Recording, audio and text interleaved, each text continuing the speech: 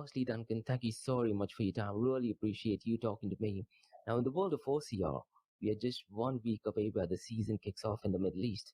And what I'm really curious to find out, Duncan, is there is a massive mega event in the world of obstacle course race taking place next year in Saudi Arabia. So definitely want to have a chat about all of those things. Now, before we start, Duncan, just wanted to check, how has your day been so far? Yeah, it's been busy. It starts pretty early for me. With the season in full swing now. I like to get my workout done first thing in the morning, so it's out of the way. We've just recently moved offices, so we're now office based. We kind of during the pandemic time, we kind of went through to many companies going, working from home, and but I'm actually quite happy to be back in an office again. I think you're actually on one of the pictures. In fact, I know you're on one of the pictures in our office wall. In one Oh, of the okay. one of the previous Tough Mudders, I think it was probably the Hutzer one from last year. You Yeah, should, you should come and visit and have a look. So yeah, absolutely. 100% will do that. One thing we know I'm extremely passionate about is Tough Mudder, ice cold beer, and death metal. And all of these three things, they make a perfect combination. Now, Duncan, everyone who has done Tough Mudder events in the Middle East, they definitely know who you are. And one of the reasons why they know you is because you're the MC and the host, and you're, if not the most polite person, you're energetic. Everyone knows who you are. But for our listeners who are probably going to be doing Tough Mudder for the very first time, and most likely we're going to be having quite a lot of international visitors next year. Can you just briefly run through them about your individual profile? And one thing which you touched base upon regarding workout, I think what our listeners should do is, follow you on Instagram and see the massive bodybuilding machine that you're at. yeah. So can you tell our listeners a bit about yourself? Yeah, so it's actually funny. So I want to just comment on this whole idea of me being an MC because it's actually not a comfortable space for me. Uh-huh. And I'll tell you how it happened. When we started with the Tough Mudder brand all those years ago, we were really it was a new experience for us, a new business, and funds were really tight. And so by the time we got to just out of the event day, we realized we didn't have an MC, so we were drawing straws from within the team to say who was going to MC the event, and I kind of drew the short straw, and it was a truly nerve-wracking experience at first one, but it's kind of stuck, right? And here we are 6 years later. Still the MC, and now I have quite a lot of fun. Obviously, do it with the Nasser Al Rushdie, who's been with Hmm. us at the beginning. Super funny guy, and yeah, we have a lot of fun. And it's interesting because I look after the commercial side of the Tough Mudder, and I'm kind of very um, customer facing just in our day-to-day operations. I always tell them teams that are going to book with us, I'm like, if I know you, I'm going to pick on you on race day, and and I do. Yeah. So, but my history I'm very sorry, Oh, I've got two of them running around. that's beautiful. I actually found that in the gym parking lot about a year ago. Oh, that's sweet. It just gonna stay. Yeah. So I've always been very into sports. When I finished my studies, I went into the insurance industry of all things, which was absolutely terrible. I can't deal with wearing a suit on a daily basis, and so I get to live my passion, right? So I get to work in the sports field. I'm not a young guy anymore. I'm 48 now, but I'm still pretty active. Not really into the competitive bodybuilding anymore. Still work out every day though. At the moment, I'm actually training for a white collar boxing event, which is Oh, on wicked. the 6th of December. New challenge. I like having something to train for. So now it's I'm a little bit more focused on getting fit and getting cardio in there. So it's just fun. Any sport is great. I still play a little bit of rugby as well. But anything, I'm up for anything. Like if it's sport related, just count me in. So I love it. I love it all. So super fortunate, work in the industry, participate in it, and yeah, it's like living the dream. Absolutely. And one thing, which you touched upon is passion. Now, what I've experienced, Duncan, in my experience is that people have got passion, but very few of them are good at the passion as well. And knowing you personally as well, I do have this feeling that you have passion for certain things, but at the same time, you're good at it as well. So that is, an absolutely brilliant and great combination. Now, can you tell the listeners, as in, when did you move to Dubai and what was the decision making to move to Dubai?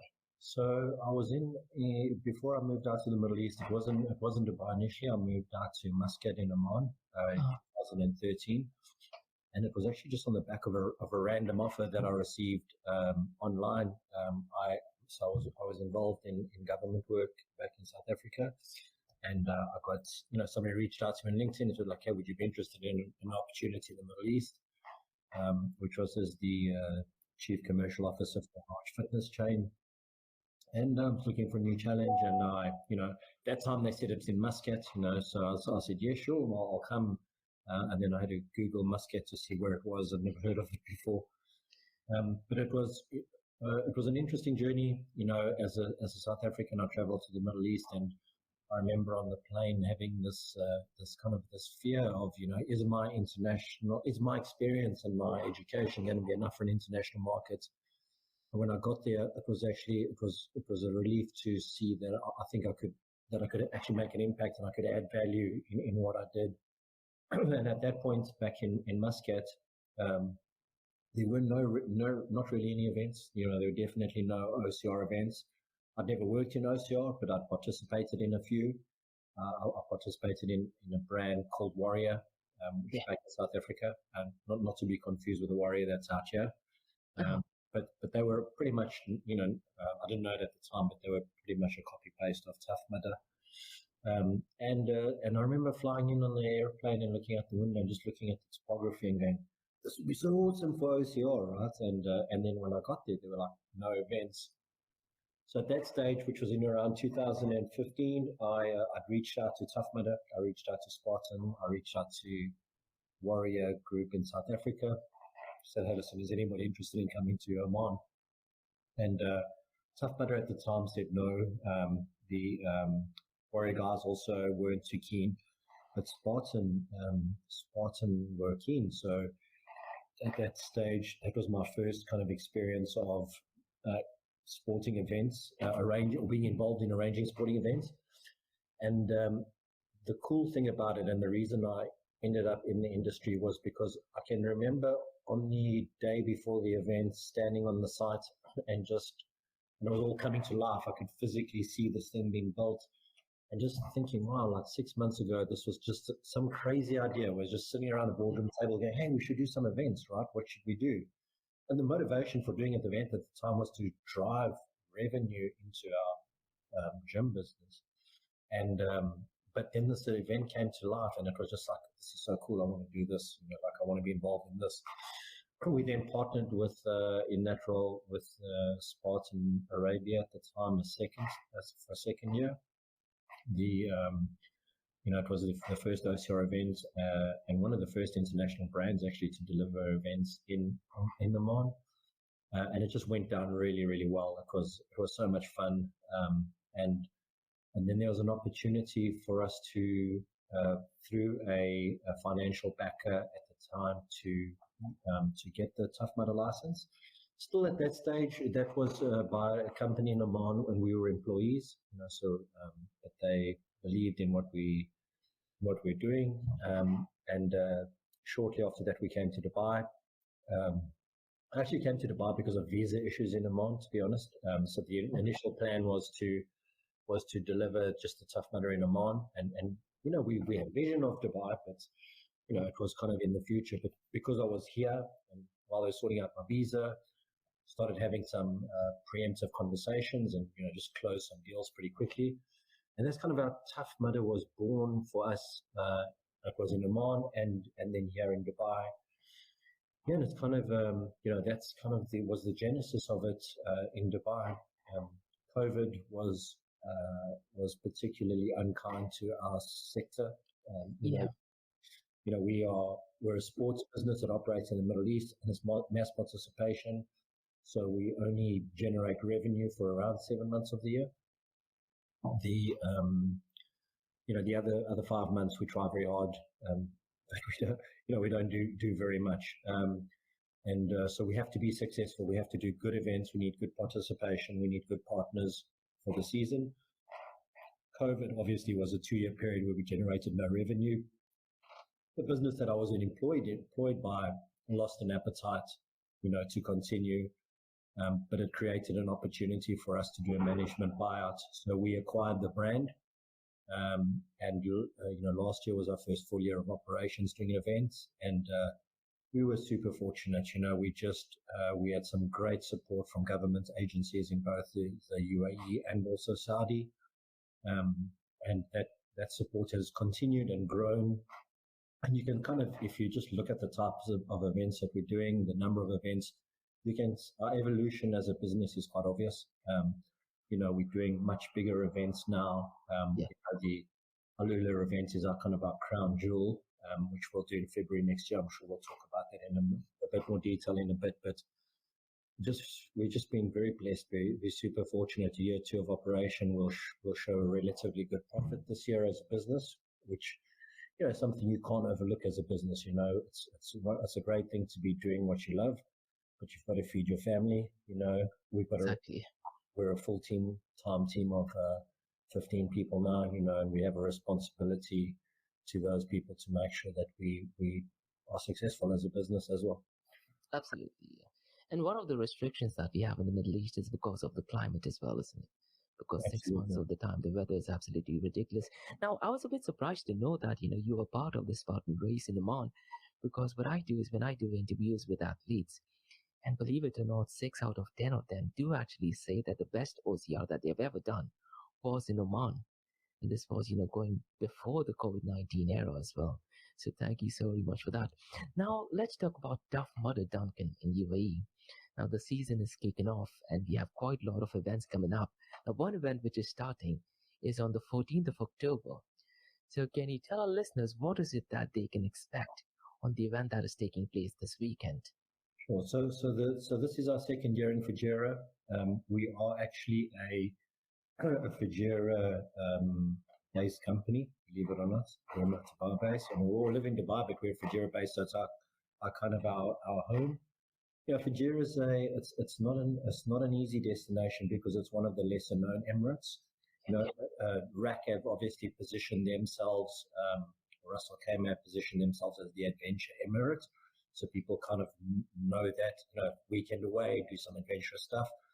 Fujairah are en route to have a similar goal. Fujairah Adventure Park is absolutely beautiful. I think from a topography and geographical perspective, I think Fujairah has the potential to be one of our most amazing events. But it is a process of education, and we've got to educate people about Fujairah, about everything that's there. I was on site on the weekend, this last weekend. The course is absolutely incredible. Yeah. I think people are going to be there's a lot of elevation, no flat running. So, when we were working out the timings for the event, well, let's probably add on an extra 15 or 20 minutes for the hills. And I very specifically remember when I did the event last year at Fujairah, or it was earlier this year, I believe. There is a tunnel which is roughly around 200 or 300 meters long. And I think our international audience should definitely check it out, because while you're running at 8 or 9 a.m. in the morning, you go through the tunnel and it's pretty much dark at that point of time. So, some of them were claustrophobic. They do still manage to do it because it is a cycling track kind of a way. So absolutely brilliant location. And you mentioned about, the uphill and downhill. And that tunnel is a funny story. The first time we started looking at Fujairah as a potential location, I was on site and I walked through that tunnel, and I was like, we are running through this tunnel, and my operations team gets very nervous when I make site visits, because I'm like, we're going to do this, and they oh my God, health and safety, I'm like, got to make it happen. So that tunnel's pretty cool, right? And if I'm not mistaken, Duncan, the last time when there was an event in Fujairah Adventure Park, a night before there was a storm as well, right? Yeah, we've actually got a history of this happening to us, right? So Fujairah, it was a massive windstorm. Everything blew away. The next day wasn't a great day for our sponsors, who are always very interested in, their fence covers and their flags and what branding, and we couldn't have any of it up because everything blew away. And, if anything we try to put up, even on the day of the event, the winds were pretty much at gale force. So the guys worked through the night to set it up again. It's happened to us more than once, actually. We had it in Russell Khama one year also. It flooded, Yeah. like this had this unusually high seasonal tide. and we finished the event. And this was still early days, so this was only our second or third event we'd ever done. I think it may have been our first one in the UAE, if I remember correctly. And we were set up 24 hours before. Oh, great, guys are going to get some sleep. And then we got the news that the whole thing had washed away, and so it's touch wood. Absolutely, it's got to be fun. And I think the team is so adaptive, in order to get things done rather than just, holding it back. And what our international audience should know is that when we did the Fujairah Adventure Park event, I remember taking a shower at 2 o'clock in the afternoon and I was shivering because a lot of the people in US and UK might be under the impression that it's going to be ridiculously hot. It definitely is not hot most of the time of the year as well. Yeah. So, the event was absolutely fantastic. I can. You're starting to feel it now already, right? The temperatures are dropping a little bit, so so it's going to be a good one this weekend. I'm looking forward to Fujairah. Yeah, and what advice, Duncan, would you have to, let's say, someone who's trying to do the Tough Mud event for the very first time? Do you have any special advice for them? Just come and do it, right? It's like, so often I will talk to people, they're like, oh, I haven't trained, I'm not ready. I'm like, it's like having a baby. You're never really ready. You can read the books, you can do the exercise, but just come and do it. It's and you've been to events, you know my standard fare on when I'm up on stage emceeing. Who's doing 5K? Who's doing 10K? Everybody puts up their hand for 5K. I'm like, no, today you're doing the 10K, right? That is one of the icing on the cake, and as I mentioned, I do know a lot of colleagues. They often talk about, the host was really cool and nice. He was, professional, and you always give high five to other people, which does make a lot of difference, to people who are kind of nervous as well. So thank you so very much for that. Yeah. Now let's talk about the event that is taking place in Dubai. Now, a lot of obstacle course race events don't actually take place in Dubai, but you're doing the event in Dubai and you're doing it for 2 days, back to back. So what is the decision-making process going on, and can you tell our listeners about the event in Dubai? So what we've learned over the years is the our proximity to Dubai, to the center of Dubai, has an impact on how many people will come. So literally, since we've been in Dubai, I've really wanted to do the Jebel Ali race course, which is as center as you can get, right? That property belongs to His Highness Sheikh Mohammed, and and it's not easy to get permission to go. That's what we were granted permission this year, and we decided to very aggressively market it as one of the hero events for the Dubai 3030, which is another initiative by Sheikh Mohammed to get Dubai active for 30 days of the month. So we're going to have a build up. You'll see on the marketing channels in the next weeks we'll be doing some free workouts, giving out some free T-shirts and some free kits. And we're doing very well. I think we've sold around 4,000 tickets already across the 2 days. And the Sunday is not quite selling quite as well, or not as well. It's not the right word. It's a little bit less than the Saturday, but we've got a couple of really big corporates coming through on the Sunday. We've actually did a really interesting deal today with Dog Adventure HQ. So they've got 2 dedicated heats for people that want to run with their dogs, which is something new. So we're putting in some operational, some extra, obstacles and some, operational contingencies for them. So that's something new that we're going to do. So we're expecting around 500 people to come and run with their dogs in a dedicated time, so it doesn't interfere with anybody else. And then we will have a very large group of people from the Dubai Police who will also be joining us for that event. So we're expecting 8,000 to 10,000 people across the 2 days. That is absolutely massive. And I do remember the event that actually took place in Dubai Festival City. That had the massive turnout as well, right? So that's the biggest one we've done, and that was 6,000 people on a day. And that was also as part of the Dubai 3030. It was the first year that the Dubai 3030 did a paid event, which we'd encouraged them to do at the time. Subsequent to that event, that kind of became their model to do a lot of kind of external paid events. So it was quite important for us in terms of how we partnered with Dubai 3030 in order to make it a successful event and to get those numbers. So we worked very closely with the Department of tourism to to make sure that we get the necessary marketing support and the necessary exposure to justify a 2-day event. That is absolutely great. And what I wanted to find out next is, Duncan, about Tough Mudder Infinity that is going to take place on the 24th of February. But before that, let's talk about another event that is taking place in the second quarter of next year. That is on the 20th of April. And that is Russell Kmart. And as you mentioned earlier, we briefly talked about the location. I personally think that the location in Russell Kmart is absolutely beautiful. So can you give us a brief information about that event? Because I believe you've done quite a lot of events at that location, right? Yeah, that's been the Mina Al Arab location. We were partnered there with Rack Properties, that belongs to them. We had a multi-year deal with them, which is now finished. So this for April's event next year, we will move that event, and it's going to Jebel Jais. Okay. Which I think is just going to be spectacular. It's just the views are going to be unbelievable. So Yeah. it'll be great for the gram, right? Absolutely. I think what our international audience should do is, go to YouTube or go to just Google or Instagram and just look at Jebel Jais. I Yeah. think the Instagram pictures is going to be absolutely wild. Now that is a bit of a surprise because I was under the impression that it is at Mina Al Arab, but Jebel Jais is Yeah. absolutely even better. So thank you so much for that.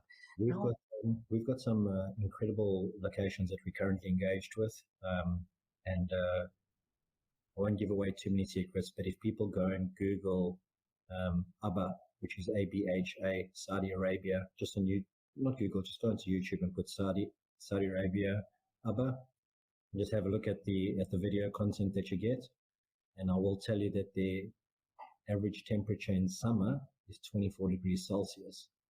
That is in summer. That is in summer. So that is. I know. So it's also quite close to the Yemeni border. So a similar topography to Salalah, which is obviously with Spartan Arabia, have a series of events there. Yeah. But it's just like I hope we get that one right. We're currently in discussions with the governor of Asir province to do something there. So watch the space for summer.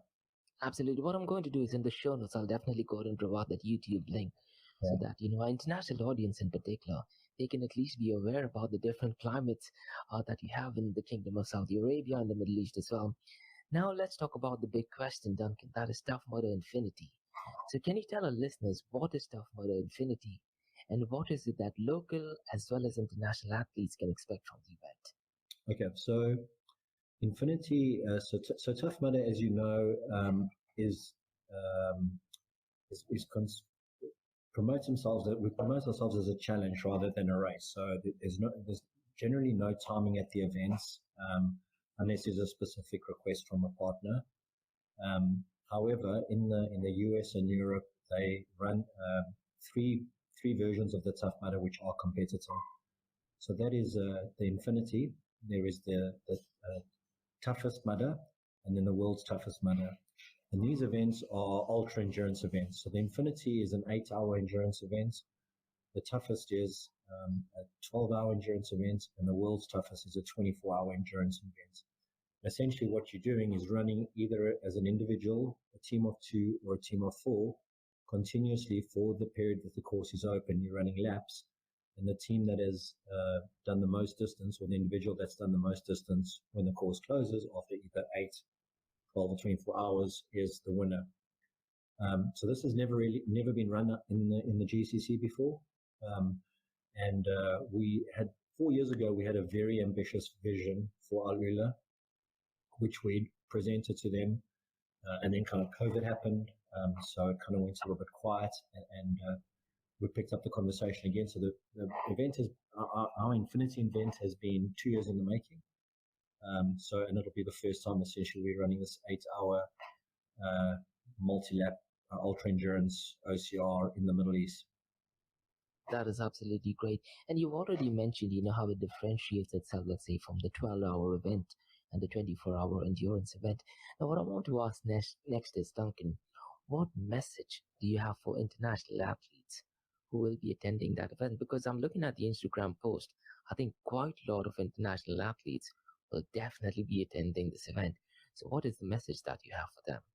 Well, before I give them the message, I just want to tell you a little bit about our approach to this event. Yeah. what we wanted to do is we're not selling an obstacle course race for Alula. We're selling an experience, right? So we have gone to great lengths, to such a level of detail in terms of looking after the people for the duration of the stay. So when you buy a ticket to come to Alula, you're purchasing a 3-day ticket, and we take care of you from the moment that your aircraft touches down in Alula or Medina, depending on your routing, till the time you depart. And every single detail is thought of, to your experience when you walk into the airport, all the way through to where you sleep. So we're building, as an example, we're building a tented village for 1,800 people at a very, very high cost. So not like when I say tented village, it's a proper glamping, so bell tents with proper beds in, proper linen, we're really just going over the top in terms of the experience. And like I said, so it's a 3-day event. So I think what international people who may not have been exposed to Saudi Arabia, there's no way that they can anticipate how beautiful the place is and what the level of service is. We're part of the Spartan group, as you know. We do compete with Spartan Arabia head-on-head here. This event will compete with the Spartan World Championships in Abu Dhabi. And our intention, no disrespect to our colleagues and other brands, we're going to set the bar really, really high for anybody that does these events. In fact, we just want to set the bar so high that it's almost unattainable for anyone else. So that's the message I want to get. Just come. We will take care of you. You're going to have an absolutely incredible experience. We are very heavily invested in bringing the world's top OCR athletes, and not only the world's top OCR athletes, but we are in conversations with triathletes, top world-rated triathletes, world-rated trail runners. So we're expecting up to 200 tier 1 athletes, world champions, to be at this event. As you know, one of the big hooks, we haven't announced what the prize money is, but it is the biggest prize money that's ever been offered in OCR, and that's in the high 6 figures. That's massive. Yeah, it's pretty massive. We'll announce it officially in the next couple of weeks. And what we've done is, the way we're structuring the prize money is that there's around about 100 cash prizes. So, there's obviously for the individual winners and the top teams, top team of 2, top team of 4, those numbers are pretty significant, but then we're doing age group categories as well. Okay. If you're reasonably fit, you're in with a shot to get some decent cash. And our vision for the Middle East, not just for Saudi, is to try and create a series of these. What we'd like to see eventually is an infinity, a world's toughest and the world's toughest, all within the season, all with similar prize money. The Middle East are investing more in sports than any other region in the world. 100%, yeah. And I think sport is awesome, right? It's like it's a way to showcase your country. It's and we definitely want to be at the forefront of delivering absolute world-class events. Absolutely, Duncan. And you mentioned about boxing. I think right now, for our international audience, you should know that when you talk about boxing right now, I think Saudi Arabia is the home for boxing right now, isn't it? You have the Tyson Fury versus Usyk fight coming up. Yep. Loads of boxing fights coming up in Saudi Arabia. They are, the Saudis are investing insane amounts of money in sport. And it's actually quite interesting. So the Alula is a separate contract. This is an international event. The objectives of this event is to showcase the location, which is just so exceptionally beautiful, and it's mind-blowingly beautiful. But so they want to showcase this to the world, so our marketing is very much, it's almost destination marketing. But we also have a contract with Saudi Sports for All, which is a division of the Ministry of Sports, to deliver community-based events. But we've seen a shift now as these community-based events, they've created a department called the International Department, and their mandate is deliver community-based events that have an international appeal.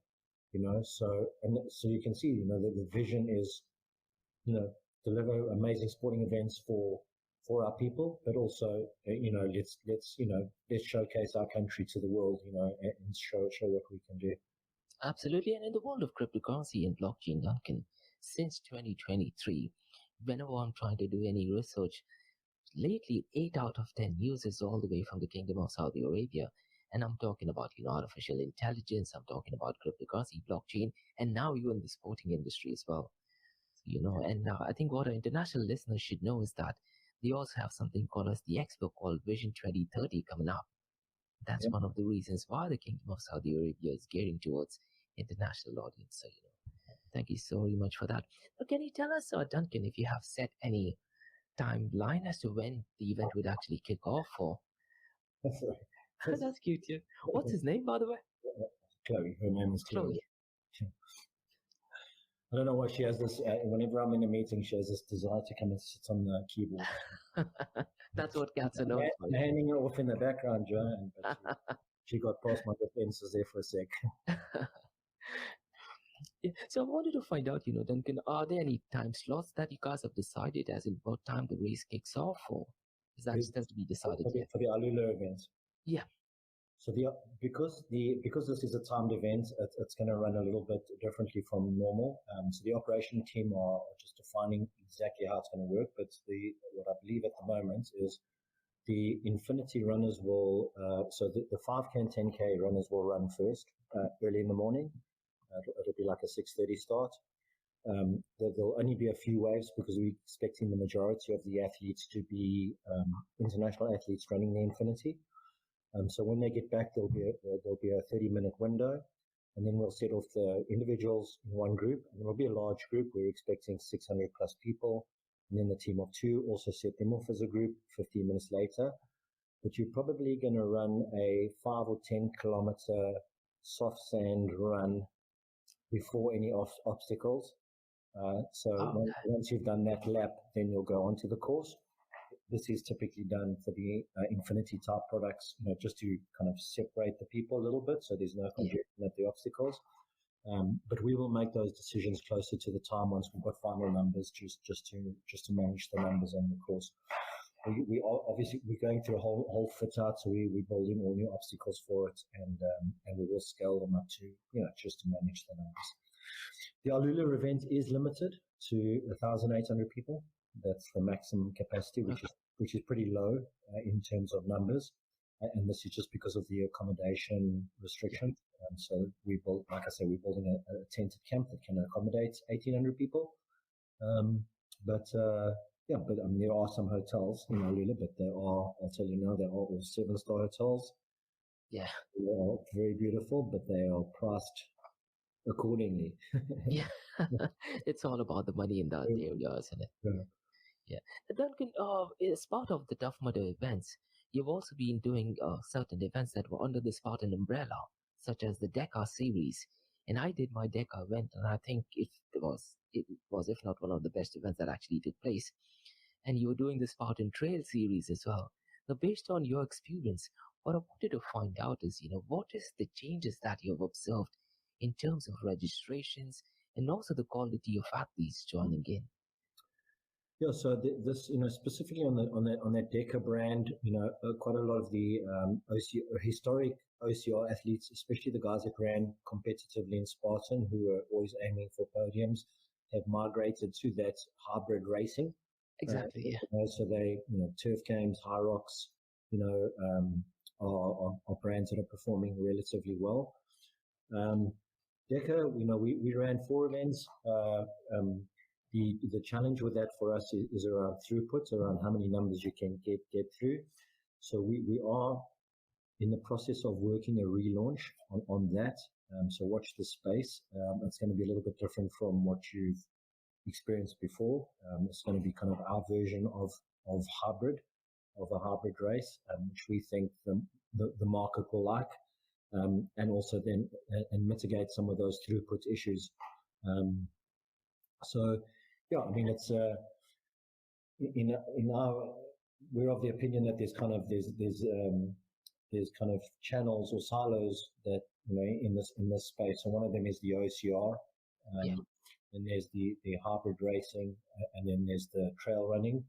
So we're of the opinion that you should be offering a version of each of these things, and you can do them successfully.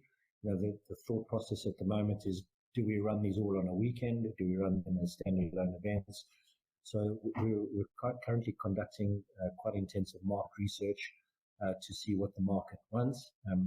Because, it's interesting, like, you've got to have an event that is difficult enough for your elite athletes so that they're going to battle and it's going to be a real challenge for them. But at the same time, you need to serve the general population who are interested in fitness, but, weekend warriors or it's not their full-time thing. But there's some amazing, interesting developments in that space. So, just keep an eye on our socials. Absolutely. And one of the advantage, I guess, of having hybrid events is that you can have it closed doors as well. So, you don't need to worry about, especially the climate in the Middle East, and that is, I do think. Yeah, I think the next one we will run. Don't hold me to this. It's still early conversations. Is probably going to be during Ramadan. We're looking at potentially a Ramadan challenge. The format we're considering for that is to have 3 weekends of qualification rounds, and then on the fourth weekend, the close-up weekend is to have the actual full build of the event, but only potentially have 400 people qualify for that. So you've got to come through the 3 weeks, which is really going to be multidisciplined, and only the top 400 qualify for that final event. So we're just we've kind of designed the event. We've put it all together. We're just waiting for certain approvals on location and stuff like that. But hopefully that goes ahead, because I think that'll be super fun, right? So Duncan, one of the listeners did actually ask, so during the Tough Mudder Infinity race, will there be medals being given out, and do we have like a break to go and eat something during that event? Yeah, so basically for the Infinity runners, there is because of the prize money on the line and because of the quality of the athletes, it's going to be managed quite strictly. So if I can just give you an overall perspective of the experience. So there'll be multiple staff members at all obstacles. There will be cameras on all obstacles. The runners will be GPS tracked. If somebody skips in, so basically it works, you'll get, say, 10 wristbands on your arm. If you miss an obstacle because you can't do it, when you get at the end of every lap, there will be somebody who will check how many wristbands you've got. So say you started with 10 and now you've got 8, you missed 2, there's 2 penalties. So there's a penalty area, which should amount to slightly more time than it would have taken you to do the obstacle. Got it, yeah. You can run consistently for 8 hours. If you want to take a break, there is a specific rest area that we're building for the Infinity runners. And like I said earlier, there's this absolute attention to detail. So there will be various foodstuffs there. There will be ice baths, massage therapists. You can lie down and have a nap. So there will be a fully catered rest area that will be managed. The way it works, like for a team of 4, it's, all 4 of you can be running, 1 person can be running. What we will do is will be the cumulative distance of all the team, for the first. Got it, yeah. But yeah, absolutely, we're catering very well for the people that need to take a rest. And Duncan, in arranging these events, what are some of the challenges do you think you tend to face, and are there any external factors which we as audience are not aware about? Yeah, so if you look at it, like I said, I was chatting to you earlier about just the complexities of running a sporting business in the Middle East around your limited season, which you're highly restricted by the weather conditions. Can't control that. So if you look at the way that we generate revenue, we get government support. Not always. Generally, we get some government support, whether it's from the Ministry of Tourism or a Ministry of Sports. And we get sponsor revenue, and then we get ticketing revenue. So the getting it right, getting the kind of the locations locked in for a specific date in time where there's a little bit of an apathy in the summer months here, even from the locations, kind of, well, we'll sort it out. So getting the locations locked in, getting the events on sale in time. And also, if you think we run from our season from October to April, and if companies have got a budget, financial year that runs from, January to December, when we start seeking sponsorship, it's near the end of the financial year already. True. Yeah. So that sometimes provides challenges for us. We're obviously always seeking, multi-year, sponsorship deals. They're quite difficult to come by. So, the challenges are all around, kind of trying to get the balance of doing great events, while generating enough revenue. So that's really it. It's it's the planning and the timetable, getting that right. And also at the moment, an interesting thing is we've had, like on the back of the launch of Alula, which has given us an amazing international exposure, we've had in the last week or two a lot of government agencies reaching out to us saying, hey, listen, we want to do something similar.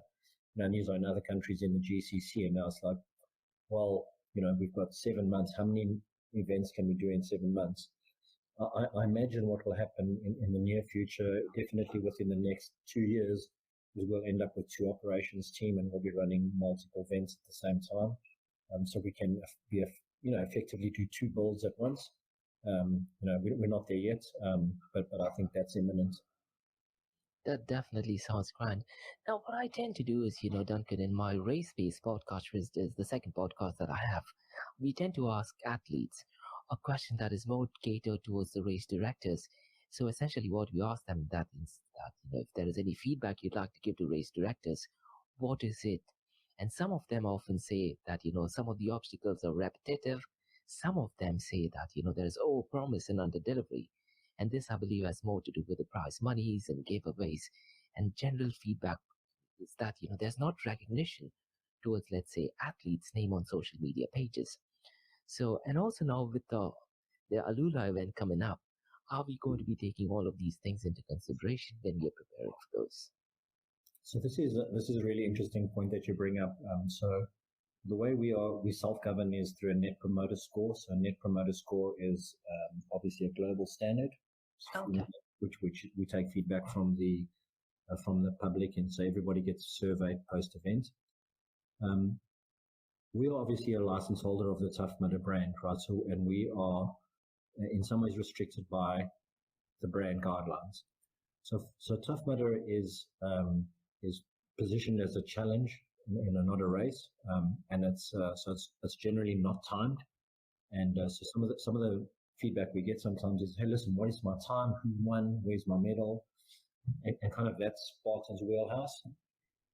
We are of the opinion that we should be doing timing and medals for our events, which we're now obviously going to do at events like Alula, and we are going to do some in Saudi.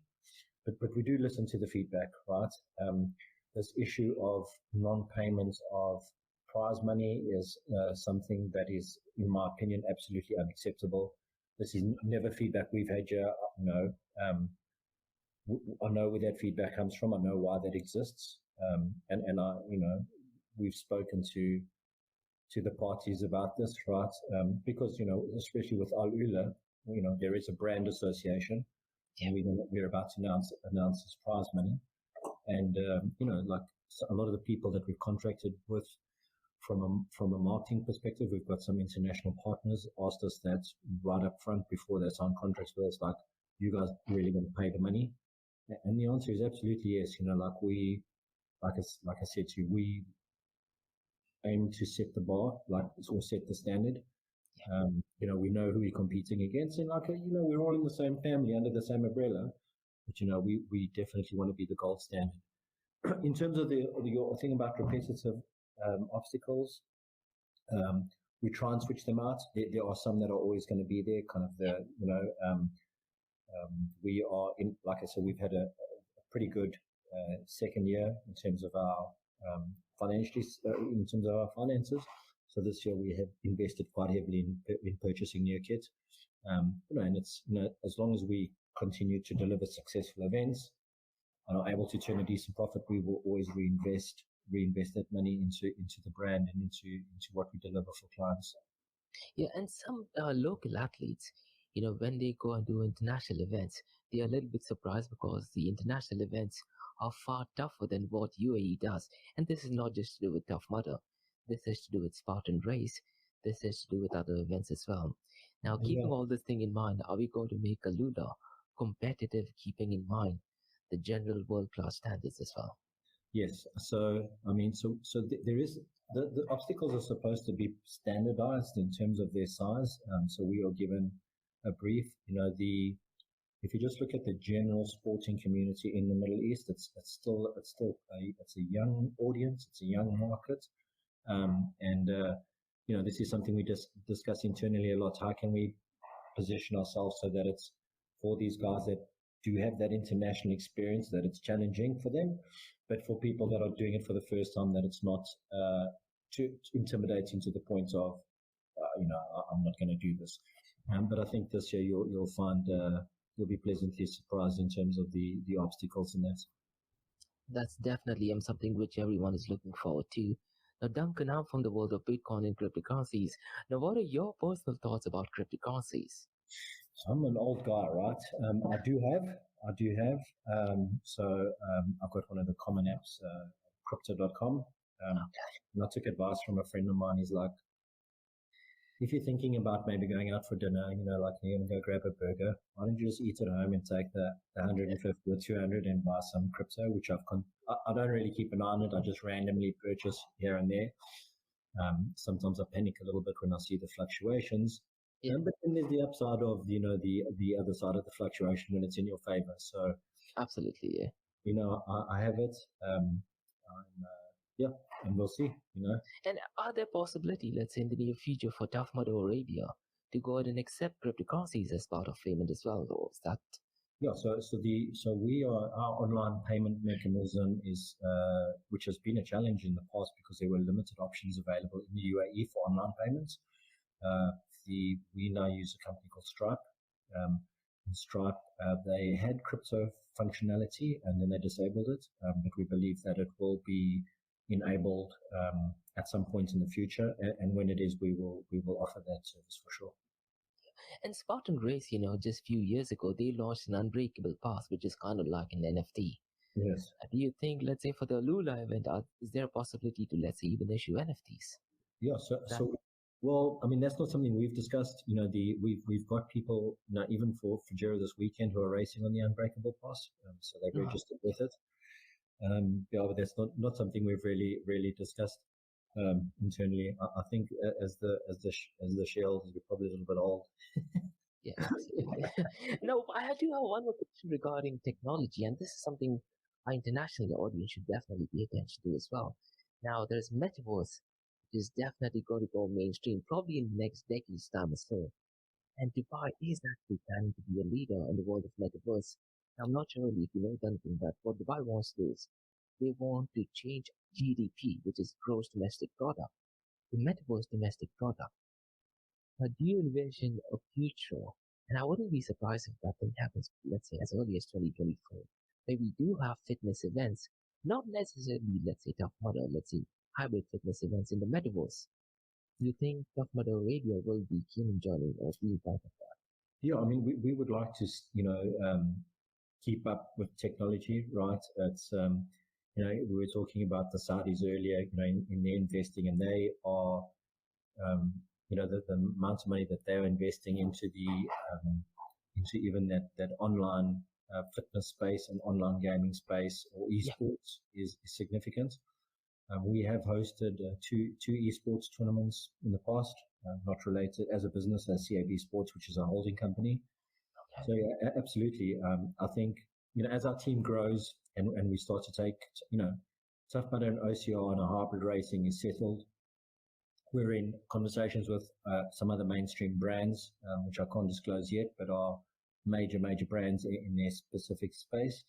And as our team grows and our capability in terms of delivery grows, we will definitely consider metaverse-based events. Absolutely. And OCR, generally speaking, is kind of competitive. And in the Middle East, we have different parties, doing obstacle course race events. So what I wanted to find out is, Duncan, from your point of view, do you have any message you'd like to give to fellow competitors in the space? That is to race directors and event organizers. Yeah, I mean, what I'd like to see is us communicating better as a as an as organizations, to make sure that our calendars don't conflict with each other, and to just to have better communication. It would also be great, if we could cross market, if we were getting our calendars right and we could cross market to each other. There is definitely crossover. We could have some fun with that. So I mean, I would love to just encourage open communication between the various stakeholders. That is absolutely great. And by doing that, I think everyone benefits. It's the competitors who benefits, it's the community who benefits, it's the athletes who benefit as well. So thank you Right. so very much for that. And finally, Duncan, do you have anything else that you'd like to tell our listeners about Tough Mudder Arabia? Yeah, I mean, I would, if you live in country, if you're in the UAE, come and join us. We just want to have, when we discuss this internally, we're like, what is our objective? Like, we want it to be pretty much the coolest way you can spend a day, so it's not only about the event, the racing itself, but the festival village, in Dubai, in our Dubai event, we've closed the deal with Yoke Foods, which is pickle, Bonbird, 1762. We've got Protein House, so we're going to have all these amazing food options. We've employed a team this year, which we're calling the Mudder team, which are, there's 4 ladies and a gent, and their job is just to have fun with people, so we want people to just come out and have a great day out. Even if you're not going to run, come down with your kids. There'll be activities for the kids in the village. Just come and have a look. So, yeah, I mean, the only message I'd like to, come out, have a look. What we've done as a business is deliberately kept our ticket prices low. So we, compared to other events and our competitors in the market, we are very cost effective.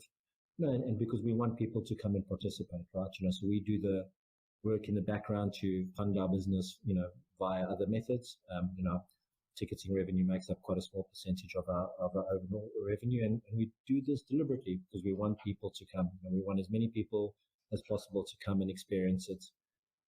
We, as human beings, we live a life of convenience, right? We are inherently, I don't want to say lazy, but we're not active enough, right? And we want people to be active. We want people to come down, stretch your legs a little bit, have a bit of fun, and it's a very rewarding experience.